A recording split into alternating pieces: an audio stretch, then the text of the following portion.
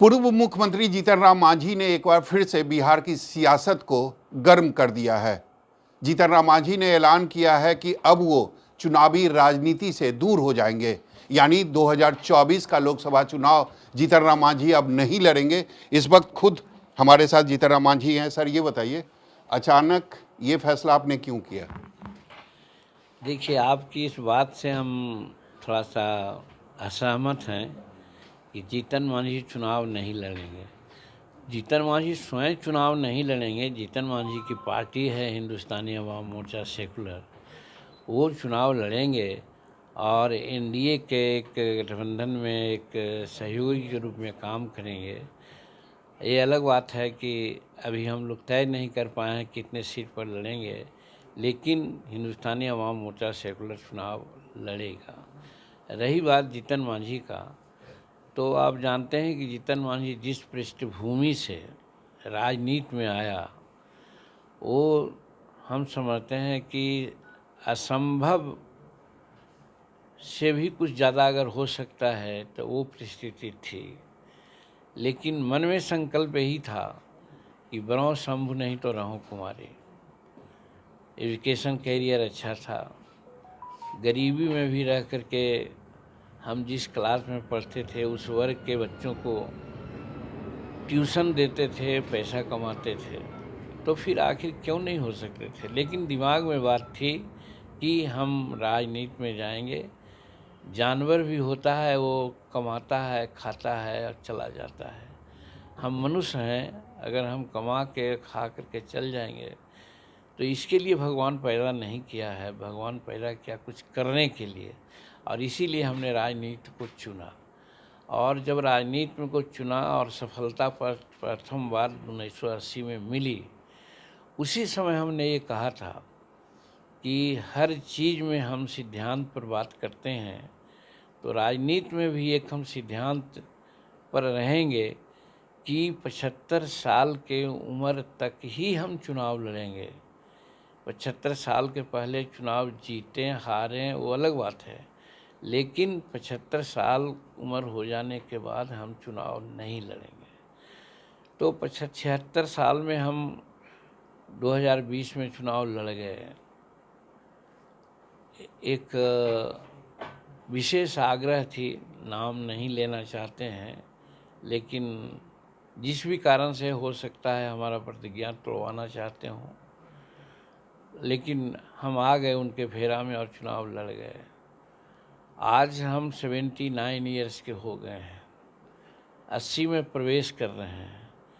तो अब कोई भी दुनिया की शक्ति ऐसी नहीं है कि हमको रोक सके कि हम चुनाव लड़ेंगे नहीं। और हम एक राजनीति में लोगों के सामने एक उदाहरण पेश करना चाहते हैं कि अगर वाकई जनता की सेवा करना चाहते हैं, जनता से संपर्क में रहना चाहते हैं, 18 घंटा काम कर सकते हो, तो आपको चुनाव लड़ना चाहिए।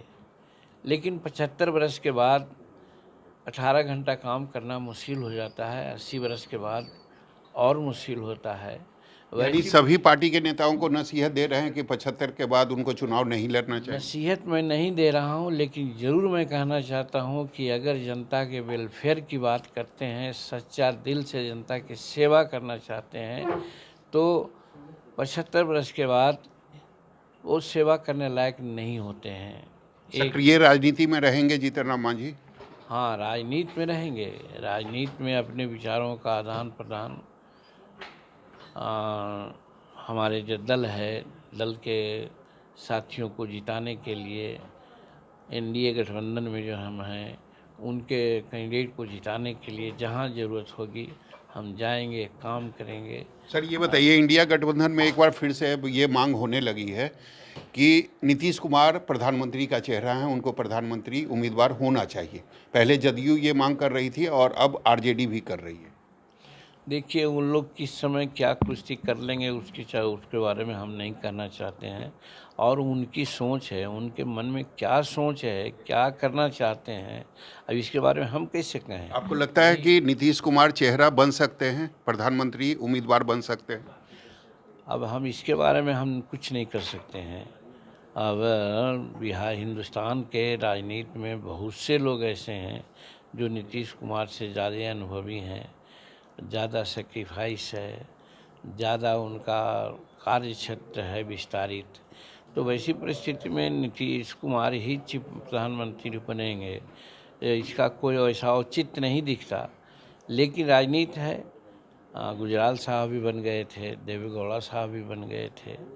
तो वैसी परिस्थिति में वो बन जाए अलग बात है, लेकिन मैं समझता हूँ कि अभी देश में बहुत सी ऐसी पार्टियां हैं, विशेष करके कांग्रेस का जो कार्य क्षेत्र है बड़ा है, तो जिसका कार्य क्षेत्र बड़ा रहता है, आधार जिसका बड़ा रहता है, प्राइम मिनिस्टर तो उसी का होना चाहिए। सर, बार बार ये चर्चा होती रहती है बिहार की राजनीति में कि नीतीश कुमार एक बार फिर से पलटी मारेंगे और एनडीए की तरफ आ जाएंगे। सुशील मोदी ने कहा कि अब ऐसा नहीं हो सकता है, अगर वो आएंगे तो एनडीए में ही बगावत हो जाएगी। आपको क्या लगता है, अगर एनडीए में नीतीश कुमार फिर से आएंगे तो आप उनका स्वागत करेंगे या विरोध करेंगे? देखिए, हम एनडीए का एक छोटा सा पार्टनर हैं और नरेंद्र मोदी जी, अमित शाह जी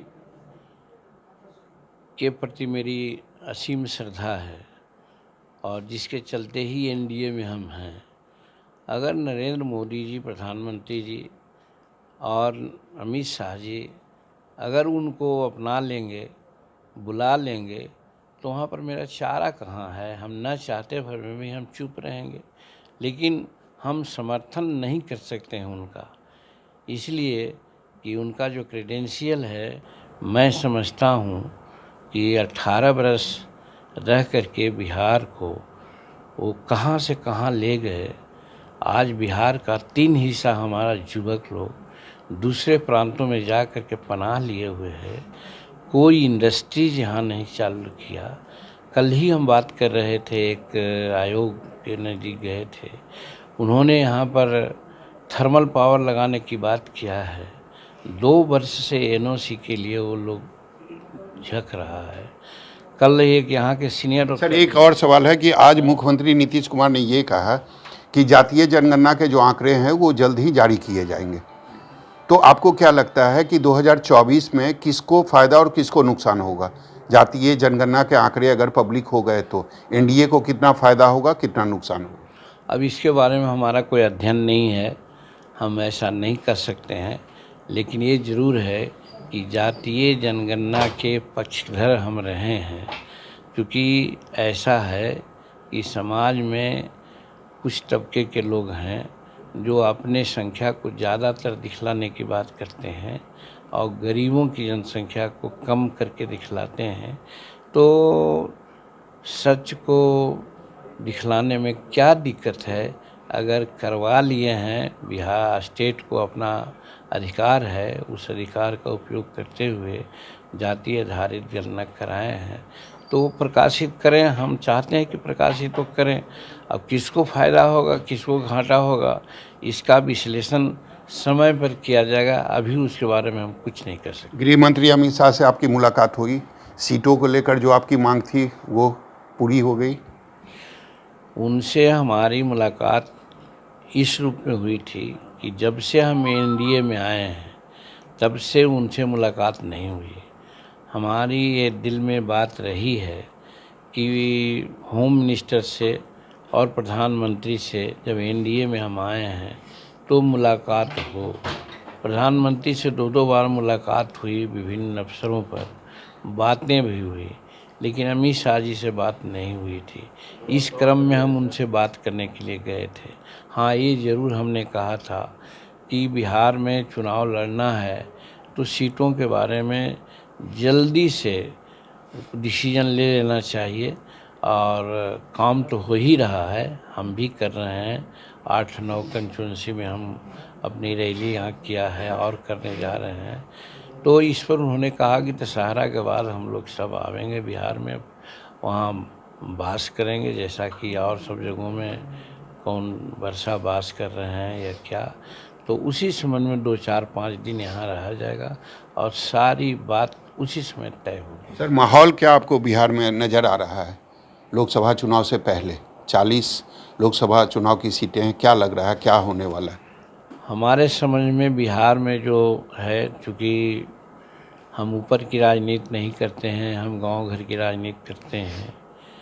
जो आज महिला बिल पारित हुआ, जो आज चंद्रमा पर पहुंचने का जो प्रयास सफल हुआ, जो आज सूर्य की ओर जा रहे हैं, 15 लाख किलोमीटर की दूरी से सूर्य का अध्ययन करेंगे, जो यहाँ की इकोनॉमी लगभग संसार का तीसरा इकोनॉमी बनने जा रहा है हिंदुस्तान, ये सारी बातें ऐसी है। विदेशी का नीति का सवाल जहाँ तक है, तो G20 की बैठक में समूचा संसार के लोगों ने हिंदुस्तान के कद को सराहा, माना। तो ये सब गौरव की बात है, और ये गौरव देने में नरेंद्र भाई मोदी जी, एनडीए के लोग ही सक्षम रहे। इसीलिए हम आधा पेट खा सकते हैं, देहात में कहा जाता है कि हम आधा पेट खा जाएंगे, लेकिन हम अपनी प्रतिष्ठा से किसी के साथ कॉम्प्रोमाइज़ नहीं करेंगे। तो आज ठीक है, थोड़ी बेरोज़गारी है, कहीं कहीं है दुश्वारियाँ, लेकिन जिन बातों की चर्चा की उसके सामने वो सब गौण है। देश की सार्वभौमिकता, देश का जो स्वतंत्र हुआ है उसका जनतंत्र का जो मूल्य है उसको अक्षुण्ण रखते हुए हिंदुस्तान संसार का सरताज बनने की स्थिति में जा रहा है।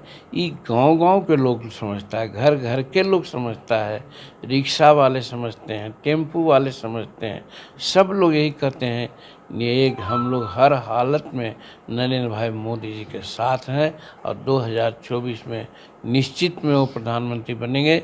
और जहाँ तक बिहार का सवाल है, मैं भी समझता हूँ कि यहाँ पर 40 सीट निश्चित रूप में चुनाव वो जीतेंगे, दूसरे लोग बिग जीरो पर आउट होंगे। दूसरे लोग जीरो पर आउट होंगे और एनडीए को बिहार की अगर बात करें तो 40 में से 40 सीटें मिलेगी।